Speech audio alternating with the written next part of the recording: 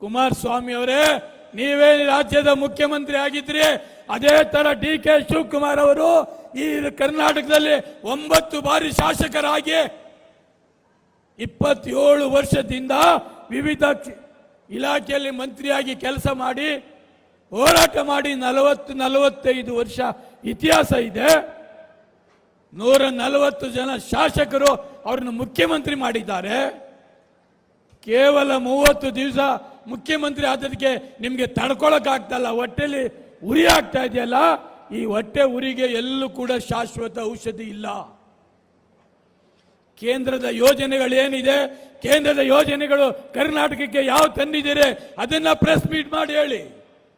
ಬೆಂಗಳೂರಿಗೆ ಬರುವುದು, press meet ಮಾಡುವುದು, DK ಶಿವಕುಮಾರ್ನ ತೆಗಳುವುದು, ಈ ಕಾಂಗ್ರೆಸ್ ಪಕ್ಷವನ್ನು ತೆಗಳುವುದು.